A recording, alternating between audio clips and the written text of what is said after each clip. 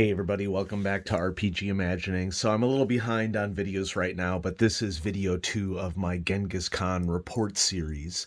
Video 1 was about the swag that I came home with, and this video is going to be about the games that I played. And I think it's important to pretext this by describing kind of how I roll as a gamer, and I don't know if by the end of the video I'm going to come off as a bit snobbish, especially with the last two games that we played, but something to consider is that when I travel 650 miles for a con, I have certain standards of the games that I want to play, and you never really know when you sign up for games what you're going to get for quality, frankly, unless you pay extra to game with GMs that you know are going to be great.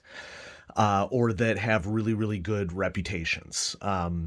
The reality of my experience of con gaming, especially with smaller cons, is that it's really a crapshoot, and that there are all sorts of people who don't know how to GM that come out of the woodwork. And I'm glad that they get to run games, but at this stage in my life, I just don't have time or patience for poor games. Anyway, but here's the good news. The majority of games that we played at Ghengis Khan were awesome.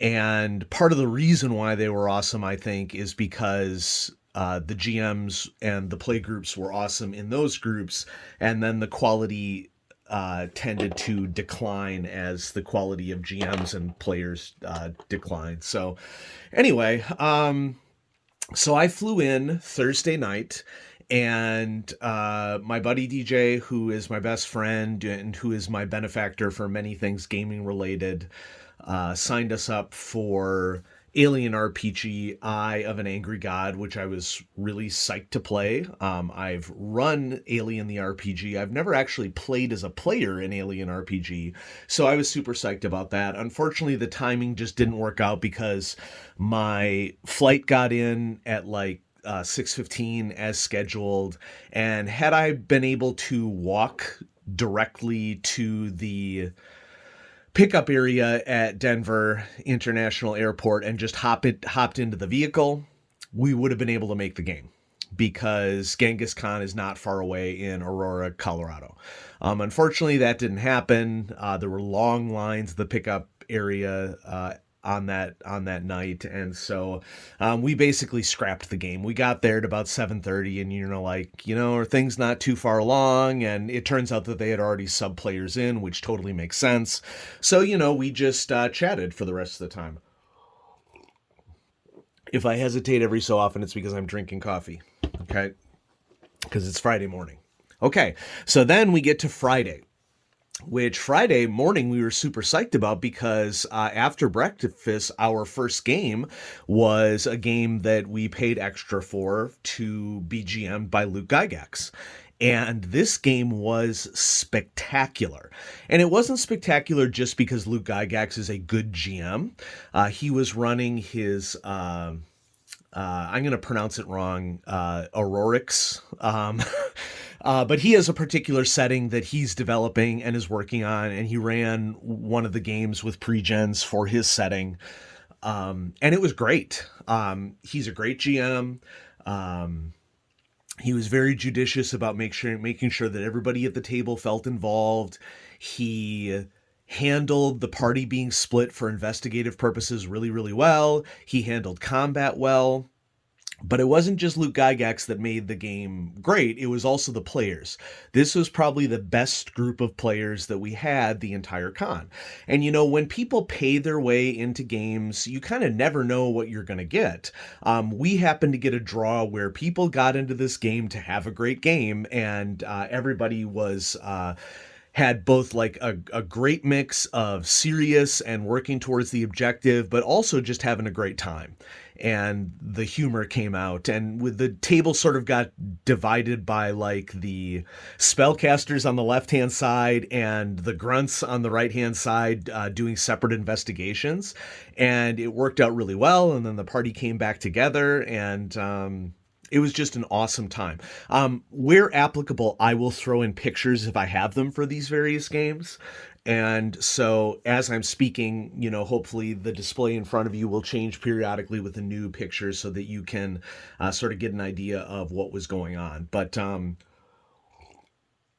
the other benefit of paying extra at a con is that we were in a conference room at a swanky hotel. So it was like, I mean, you'll see it in the pictures. And so it was quiet. It was just our game in there. And it really is, in my opinion, worth spending the extra money for, if you have it, for games that you know are going to be good. And speaking of that, after lunch, our next game we were really worried about. Okay, so we played a lot of Savage Worlds this weekend. We signed up for this game back in December, so way before the current concern happened with the release of the recent Hogwarts video game. So, my wife and I are huge Harry Potter fans, and we are huge anti-J.K. Rowling people. And just like any, controversial property, when you find out that the person who writes something is a huge jerk, I mean, H.P. Lovecraft being a key example of that, in my opinion, that doesn't mean that you can't make the property your own and run it in a way that is not jerkish. But we were worried about this game because we didn't know who we were going to pull for somebody GMing a Hogwarts game, and was it going to be a disrespectful game, and was it just going to be like a repetition of J.K. Rowling's stuff? And we were so pleasantly surprised. I think DJ knew this in advance, but I really didn't. Tracy Sizemore was our DM. And if you don't know Tracy, she is a huge writer in the Savage Worlds realm, probably one of the most creative and empathetic people that I've ever met in my life. Tracy is just an amazing human being, and it was so amazing to see what she had cooked up for what ended up being a subversive Harry Potter game. And when I say that, what I mean is that basically we were part of a Hogwarts investigative group that is composed of members of all four houses, that their goal is to recognize that house separation is stupid and not a fair reflection of how human beings can treat each other. And so in each of our roles, we're trying to protect freedom of expression at Hogwarts. We're trying to make sure that what happens at the school is equitable, because, as an educator, Hogwarts is a perfect example of the poster child for the most unequitable school that you could make. Okay. The professors are terrible. None of that is how anything actually works in education, because, lo and behold, people are presented as just caricatures of horribleness. Now, that being said, my wife and I, DJ, and lots of people I know, we love the nature of the series. It's kind of, like our popcorn guilty pleasure. We grew up with it, or we're young adults with it. So I'm all about reclaiming the story of Harry Potter and emphasizing it in a subversive manner. Now, there were a lot of really good highlights of this game that were aspects of solid GMing. I don't have any pictures of this game because I was so freaking engrossed with it. Tracy has a lot of GMing skills. She is great at moderating encounter difficulty. She is great at reading off of players and playing off of role-playing. We also had really good players in this game as well, who are really good at playing off of each other and also playing the specific roles of their characters. And it was a super creative game. One of the coolest things at the start, so Tracy has her wand collection, and she made that a part of the game, where you start off where it's a flashback and you're getting your wand at Ollivander's wand shop.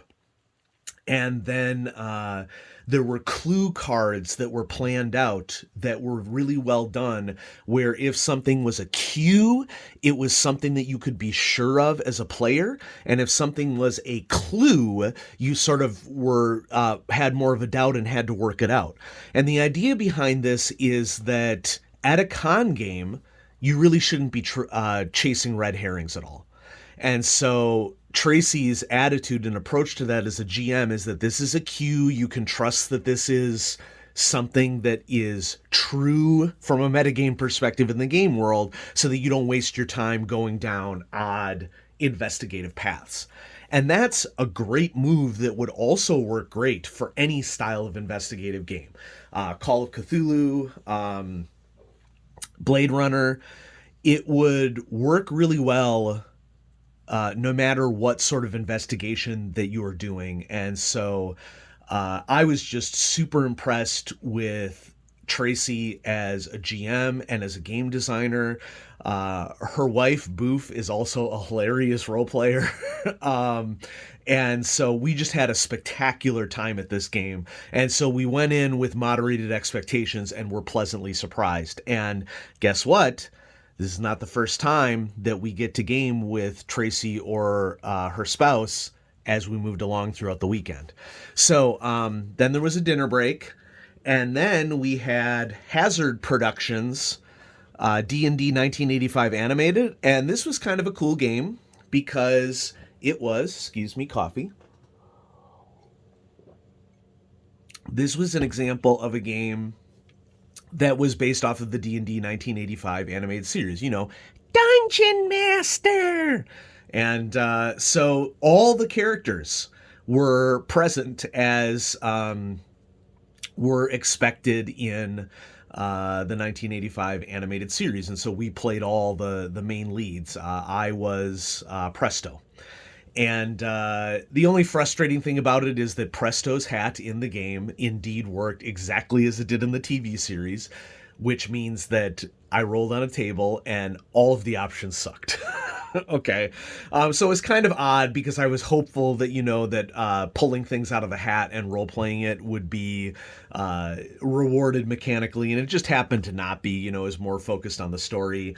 I did have a lot of fun coming up with prestidigitation sayings for Presto as we went along, and I did my nerd voice, and so Presto would be like, "Hither, tither, to and fro.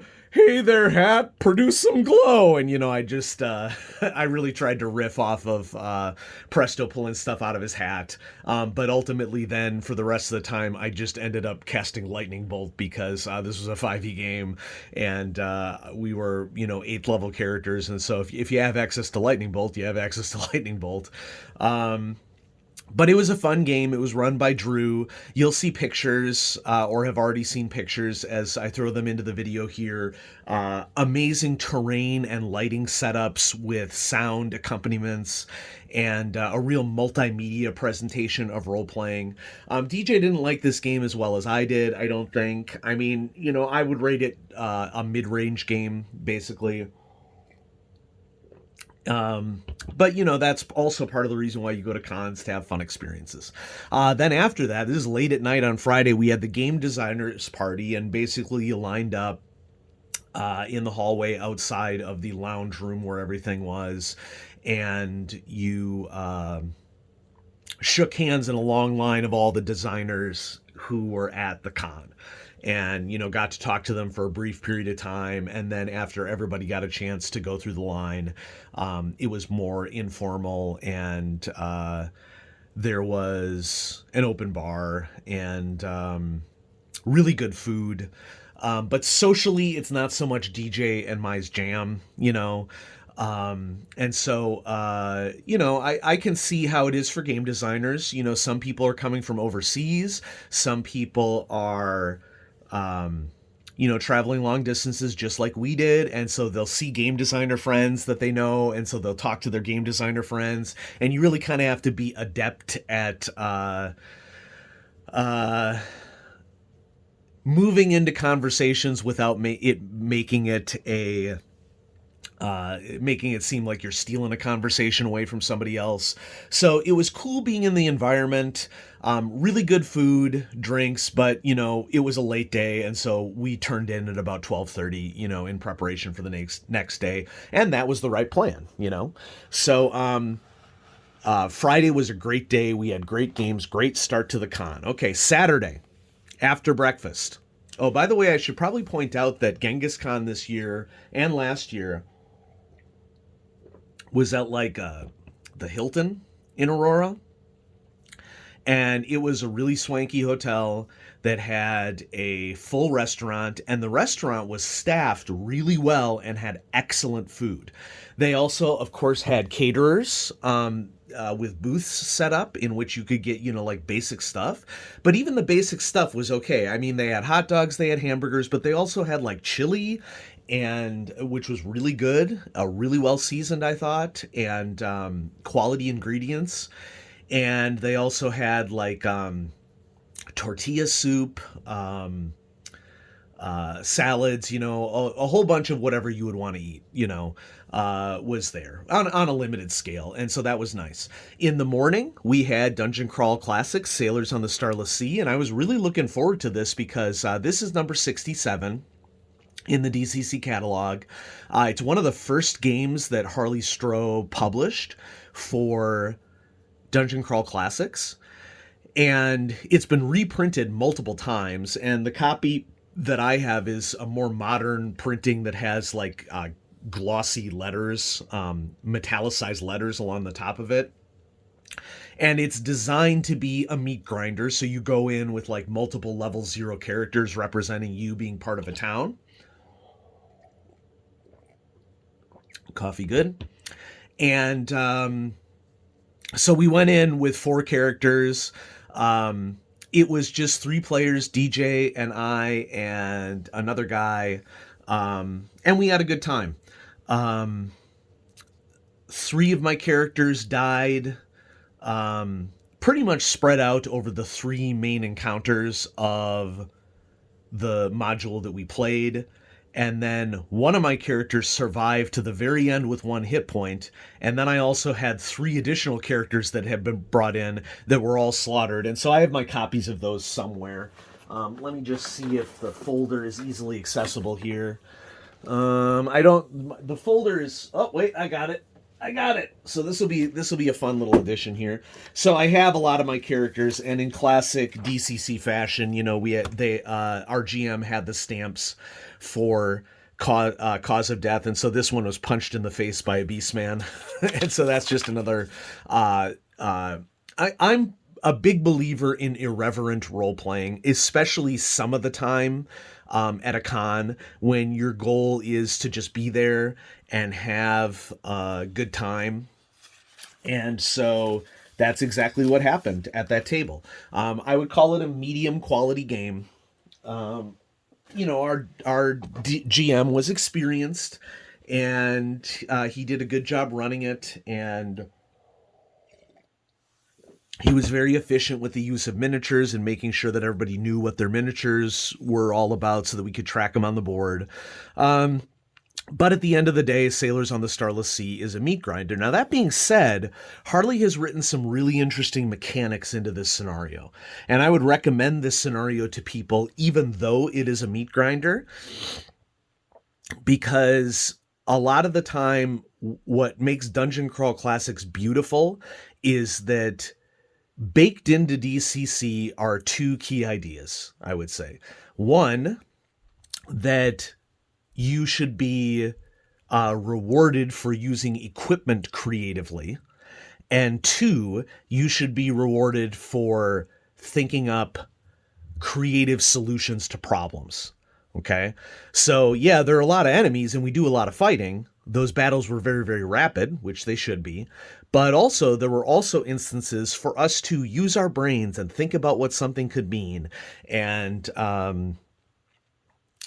I really enjoyed it. It was a great game. Okay, lunch. And then we had another Savage Worlds game, and I did not realize that this was another Tracy Sizemore production, Calamity in Space. I had never played Savage Worlds as in a raw science fiction setting before. Okay, it was sort of like what I would say is like a mix between Star Wars: The Expanse and sort of like a ghostly control of one's spirit style of game. This is a new setting that Tracy is working on that she is going to kickstart in the coming months. And I forget what the actual setting is called. It's probably best that I forget it because, I'm not trying to spoil anything for Tracy, but it's a really cool science fiction setting that is based off of a mixture of hard sci-fi, adventure-based sci-fi, and then also this key mechanic of players' spirits being connected to each other, and that your spirit could travel to other spirits or to anchored portions of the physical world that you are anchored towards, and that you can be having spiritual combat, kind of similar to RuneQuest, I would say, while simultaneously your physical body being in stasis and you have to worry about what's happened to your physical body at the same time. So this was a great game. We had one player who wanted to do everything, which kind of put a little bit of a pallor on it. But because it was Tracy Sizemore, Tracy did a great job in moderating everything. And the second half of the game was probably better than the first part of the game. But all the rest of the players at the table were great. And, DJ and I always try to be very giving role players and try to give everybody at the table an opportunity to do their best. But, we did have one guy at the table whose modus operandum is like, oh, you want to do something? I'll do it for you. Oh, you want to do something? I'll do it for you, And so we gave subtle hints as to the fact that, we wanted to be in control of our own characters.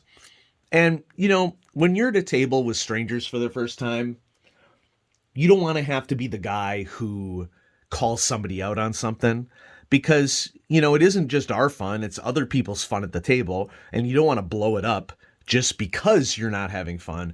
But the good news is the subtle hints worked, and the other players settled down and let people do more of their own thing. And, this is another great opportunity for me to point something out that I love about Tracy.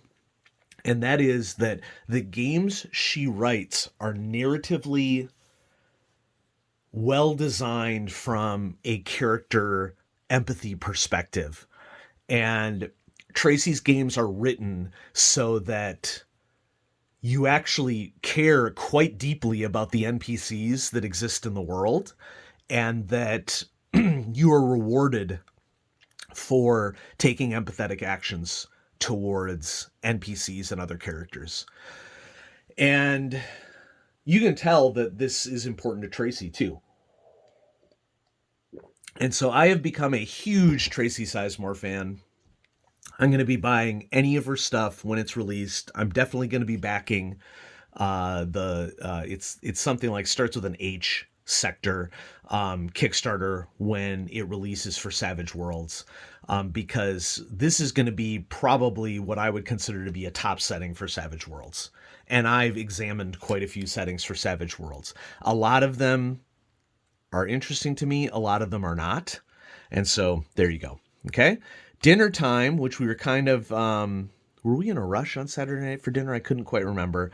No, I don't think we were. But then at 7, we had another Savage Worlds game because, Ghengis Khan and Tacticon, which are both sort of run by similar groups around Aurora, Colorado.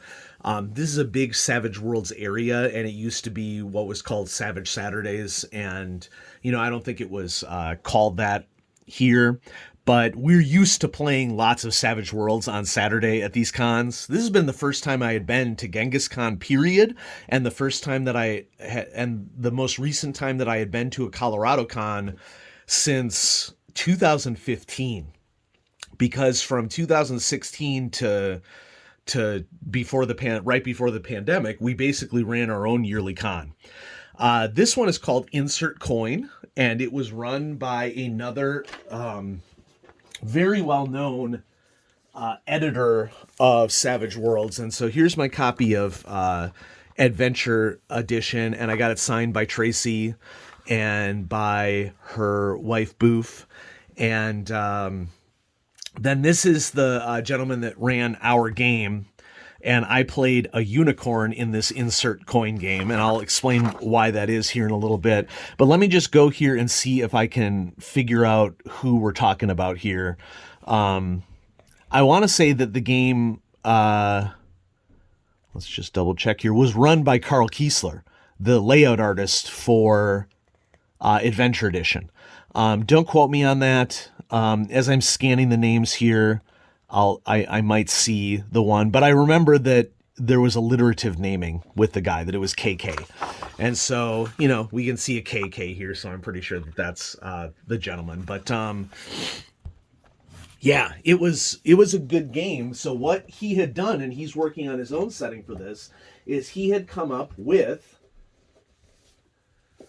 7 or 8 or so, or maybe it was six or so micro settings for a 1980s arcade game world for Savage Worlds. And he had rules about transferring digitally from one world to the other. And so there was like a fighting beat 'em up game. There was like a high fantasy sort of gauntlet style game. I was the unicorn world, and so I was a little unicorn that I had a lot of fun with doing a deep, really masculine voice with for a unicorn. And then when we actually got to the unicorn world, I switched to a more bubbly voice for the unicorn. There was, let's see, a survival horror one. There was a car-based one that DJ did, like a racing game. And so if you remember, what was it, Cruisin' or Surfin'? Something or other. It was the game where you were in a car and you were steering and nobody was wearing their seatbelts or anything, and you would get ejected from the vehicle when you crashed and then just get right back in the vehicle. Okay. So that was a very popular game when I was a kid at the arcade. And props were great, really well designed sets and just little plastic standees to represent characters. And it was based off of Savage Worlds, and we all had really unique and interesting abilities that we could do. And it was a fun time. Okay. So Sunday started out really, really well. Okay.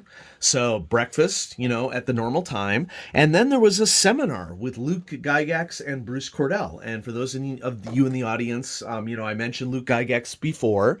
And so obviously Luke Gygax is the younger son of Gary Gygax. So Luke Gygax was in the seminar, and I will put a link to the video down in the description below if I can find it easily. You can see the video of this. I asked the first question of the audience questions, and my question is, of course, you know, looking forward, what can we do to help to support young gamers in the hobby? And of course, I have answers to that. I'm asking the question not for me. I'm asking the question for the audience, you know, and to do everything that I can to positively influence the audience. And Luke and Bruce sort of answered it from a designer's perspective. They didn't really answer it from a player's perspective, but you know, that's up to them. That's cool. Bruce was cool. Bruce had been at TSR and then for a little bit, I think, and then Wizards of the Coast for a really, really long time.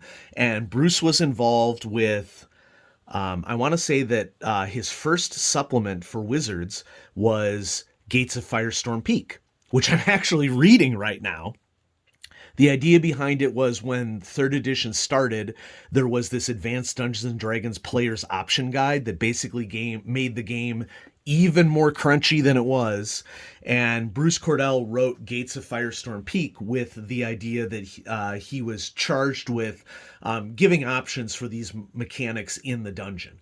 Now, that being said, it's a really interesting and well-designed dungeon with a lot of personalities, and it explores the Durgar in detail. It hasn't aged terribly well in that it presents the Durgar as just absolutely evil, and that's a racial trait of theirs. It's not even a culture. But you know, in modern times, we would consider that, maybe being evil isn't linked to a particular presentation of how a race is defined. And I think Bruce understands that. But I've read a lot of Bruce Cordell stuff. He's written for Planescape. Um, He's written for 4th edition, and he was part of the original design team for 5th edition. It was a great seminar. People asked a lot of really good questions. There were a lot of really cool stories that were told. Like, for example, Luke Gygax's character when he was a kid was Melf. And so Melf's acid arrow comes from Luke Gygax's character. And it was something that Luke Gygax developed over the course of running his character, because his dad was, well known for haha gotchaism in his games. And the way that D&D was designed during the time when Luke was playing it in the early days of like basic and expert was that you had melee fighters in front and you had spellcasters in the back casting spells. But if you were hit as a spellcaster, you just lost the spell. End of story. And so he developed Melf's Acid Arrow as like a way to be able, my understanding is, to cast a spell on an arrow and then loose the arrow, and you wouldn't be as likely to like lose the spell as a result of that. And that's apparently how a lot of mechanics of D&D happened in the early days, is that like Gary Gygax would say, hey, gotcha, and then it was up to the players to find out how to not be got. Moving forward, which that is not a style of game that I am into at all. But the seminar was great. As I said, great questions were asked. And I guess the only thing that I would add to that is that I had a really good conversation with a group of people afterwards. Those of us who are involved in mental health advocacy, those of us who are involved in game advocacy, we had a really good conversation afterwards about like what we thought gaming's potential was to help people from a mental health perspective, knowing that we are not counselors, okay, and knowing that people should seek out many different resources for supporting their mental health. But we also know that role-playing has helped a lot of people.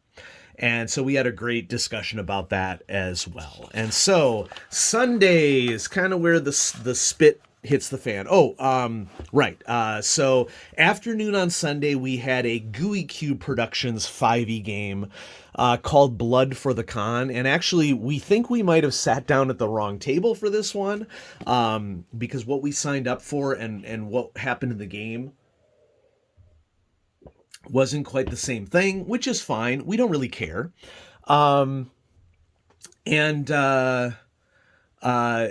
GUI Cube Productions purports to say that their modules can be run with no preparation from the GM and are awesome because all of the handouts are provided for you.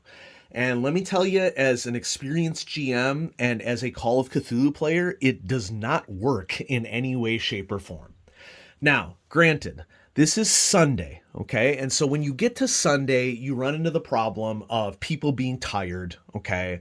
And so it was pretty clear to us that our GM had been running games all weekend long, which a company or an individual should not be volunteering to run games all weekend long. It's a long weekend, and by the time you get to Sunday, you're going to be burned out. There have to be dedicated breaks that are built in for GMs. So part of this could just be the GM being exhausted, but also the GM being exhausted doesn't really justify a GM being unprepared. And so let me tell you how this shook out, okay? So GUI Cube Productions suggests that, you don't need any prep to run our adventures. Well, what that turned out to be is two major things that happened that were just totally contrary to what the argument is, okay? There were long periods of silence in which our GM was reading the adventure before he told us what was about to happen, okay? That is not no prep.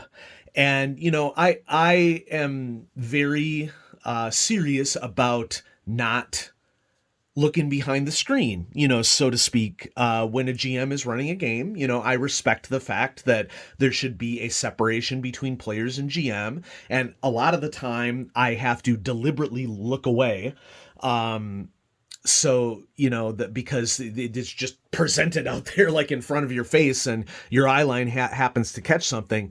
But like in looking at the adventure and leafing through the products at their con booth, there is nothing about these games that are no prep.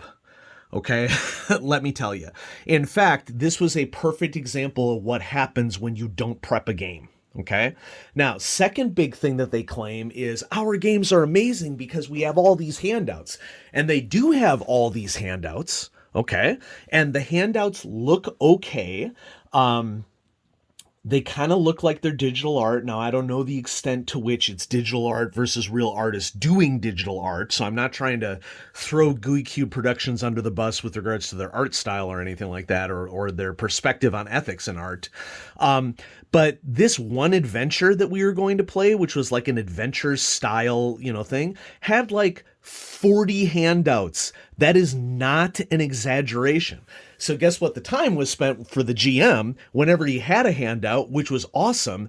It was the GM shuffling through a pile of 40 handouts, trying to find the right handout for the game. So, I'm sure that there are those of you experienced GMs in the audience who know how to prep something like this to prepare for any style of game, whether it's a con game or a table game at home. But I just don't buy this idea that these games don't need any preparation to run, because we saw exactly what it was like when a DM had done no preparation to run the game. Okay. I played a druid. I had to spend about... now, granted, I didn't have my 5e book at the table, because another understanding at a lot of cons is that you don't have to have a book at a table to run the game. Okay. Do I have a 5e player's handbook? Yes, of course, but I flew, so I didn't include it in my luggage because it's just extra weight that I really don't need. Now, I do have a digital copy of the player's handbook that I used under these circumstances, but it's also just kind of annoying when people say that there's no prep required for this game, and I got handed a character that I had to spend 15 minutes figuring out how to make the character playable at the table. So, no offense, but I am not a fan of Gooey Cube Productions. I think that this is a perfect example from a design perspective of something reading really great on paper and the promises sounding really great, but in execution, it does not do what it intends to do. Okay. When you have your DM silently reading passages in a book to figure out what to do and shuffling through through piles of huge amounts of handouts, it really just ends up slowing the game down and making it a less fun experience. So that's that. Our next game started right at 6 p.m. So we didn't really have much time for dinner at all. Okay, we walked away from the Gooey Cube Productions table at 5:45. I believe very strongly that if you are not having fun at a game at a con, okay, so long as the game is playable for the other players at the table, meaning that it's not just three people like, and you're getting up and you're sort of hamstringing everybody else. So I wouldn't believe in getting up from a table unless I knew other people were able to have fun if I left. But if I have a table of 6 to 8 people at a con and I'm sitting at that table and I'm not having fun and it's somewhat torturous for me to be there, I'm not going to stay at that table. Okay. And I know that that might sound rude to some of you in the audience. I'm not rude about it. Okay. At all. As an adult, I'm not going to waste my time in games that I'm not having fun at. Okay. And so if I'm not having fun at a game, I will first try to do everything that I can to support the GM and support the players for everybody at the table to have as much fun as possible. Okay. So the reason why I stuck around at the Gooey Cube game, even though I wasn't having the best time, is because other players at the table were really responsive and I was helping them out to have the best game experience that we possibly could, even though it was not ideal. One other thing I'll say about the Gooey Cube game is that it was like a lot of just like encounters that were encounters for an encounter's sake. They were an excuse to have a combat. There really wasn't any goal behind them other than defeating the creatures involved. There was no narrative connection whatsoever. I mean, we were sort of trying to figure out how to obtain an object, which, by the way, never happened by the end of the game. So the game never closed out. It was just a really poorly run game. But there were reasons for me to stick at the table. Okay. The next game, our last game of the con, which I was really looking forward to, was an absolute disaster. It was a disaster, I would argue, mostly from a GM perspective. Once again, we're at Sunday, people are tired. The players at the table were, I will err on the side of more immature adults who did not have a ton of shall we say, social consciousness. Two of the players, I would say, were good, in addition to DJ and I. Three of the other players, one guy was there because he clearly loved Blade Runner as a property, and he had an encyclopedic knowledge about the setting. And that was very helpful under some circumstances and really annoying under others. And then there were two guys who were just like super immature, and they were always distracted. They were always getting up from the table. They were always felt like they were entitled to be at the top of the initiative order. It just wasn't good. But that wasn't the reason why I got up from this table at 7 p.m. Okay. I got up from the table because when you go to a con game that says rules taught, and the GM seems annoyed and has no sense of urgency about teaching the rules and how things work to players, that really bothers me as an educator. So the game started great. One thing that I didn't understand about the Blade Runner mechanics, which because this was a homebrew Blade Runner game, homebrew in terms of like the actual investigation, it was using the Blade Runner core book and starter set. So this guy had put together a bunch of pre-gens, and we spent some time at the beginning of the game, I would say a really inefficient amount of time, rolling for backstory for our characters. And this was really cool. There are tables that you can roll on for who your contact is, what your backstory is, what your housing situation is. And so those are really cool mechanics that I didn't quite understand were part of Blade Runner, because I had not yet done a deep dive into it yet from a reading perspective. And so that was really cool. Now, once the game started is where things really started to fall apart, because I want people at a table to have a fun time. I want to have a fun time. I'm prepared to ask the questions that I know need to be asked for people to have a fun time and be engaged. And I was pretty much rebuffed at every instance. And I'll give you an example. So, we were being chased or followed in our, cloud cars, whatever you call them in Blade Runner, skimmers or something like that. And, so I was driving, and the GM is asking me what I want to do. And I'm like, okay, what are my options for tailing this person? And, he said, you can do maneuvers, which is fine. But it wasn't clear how the maneuvers were supposed to work mechanically, just based upon initial inspection. And when I asked questions about how things worked, the GM seemed more annoyed than anything. And after he would give me clarifications, which were not well explained, I would ask him questions like, okay, so what does that mean? And he's like, just roll the dice. Okay. And I'm like, okay, I like to know why I'm rolling dice at a table. I was calm. Okay. I was not irritated. And at one point he asked me to roll the dice with advantage or something, and I didn't know how to do it. And so he was like plunking dice in front of me saying, roll that. And he just like wasn't willing to teach someone how to understand how the setting worked.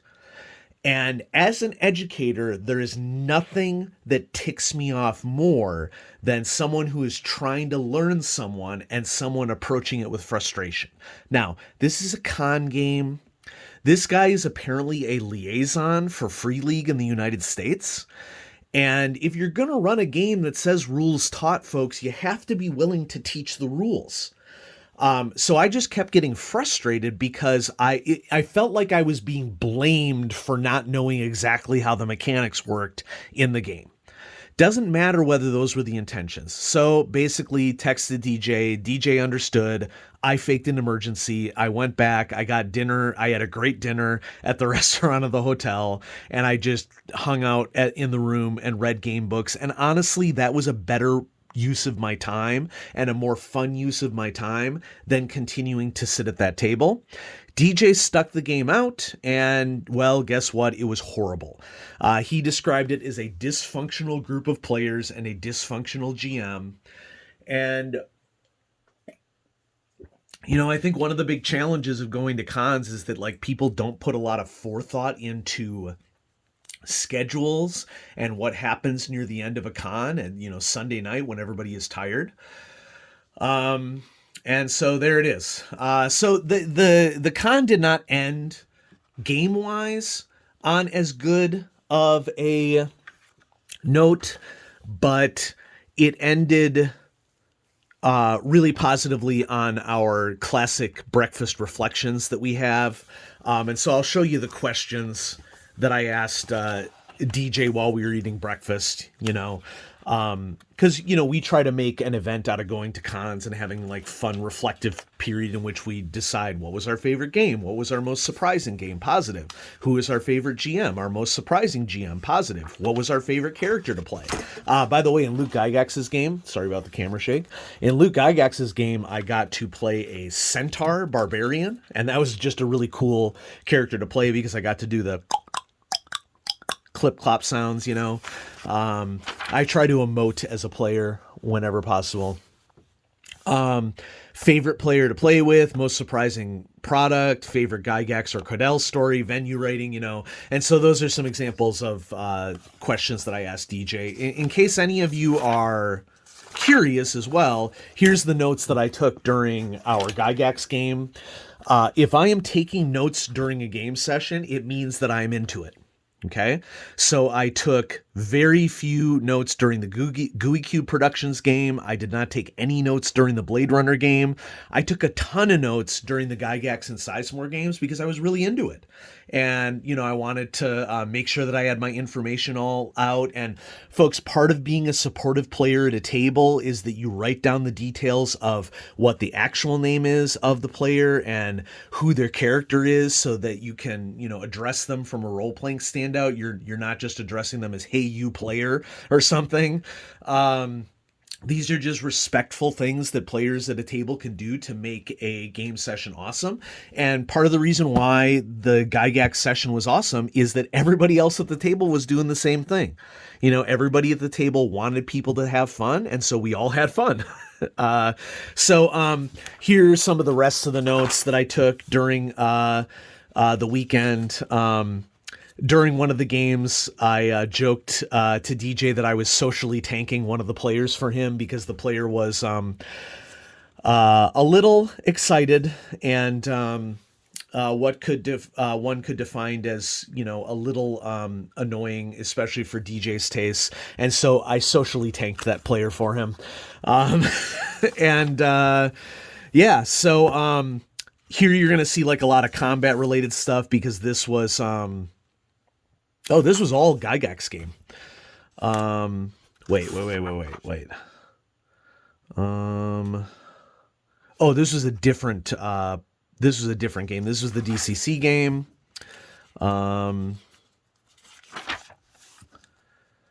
Yeah. Yeah, so notes that I took throughout the weekend. Yeah. So this is a longer video, but I hope you enjoyed watching, getting sort of the con experience that I have. I don't really have much else to report about the con, so this second video will probably be my last video. But we're really close to 1,500 subscribers on the channel, which I never thought the channel would grow to that number. Um, Remember that I'm doing this mostly for me and for my own fun, but if other people get fun out of it too, that's cool. And as part of this milestone, I have purchased and done a pretty thorough reading of a game that was published by West End Games in the 1980s, and I'm very excited to showcase that to everybody once we get to 1,500 subscribers. I also have Traveler Core Rulebook 2022 coming up really soon because I want gamers to be able to see what the 2022 rulebook looks like compared to the 2015 version of the rulebook published by Mongoose. And I know many of you have already seen it, but since we have a lot of new role players, I think it's always good to revisit these sorts of things. And even for veterans, you'll be able to get a take on what the updated core rulebook looks like versus the old one. I really love what Mongoose has done with the updated versions of the rulebook. And so thanks everybody for watching. I will have more awesome stuff coming at you on RPG Imaginings. Have a great day.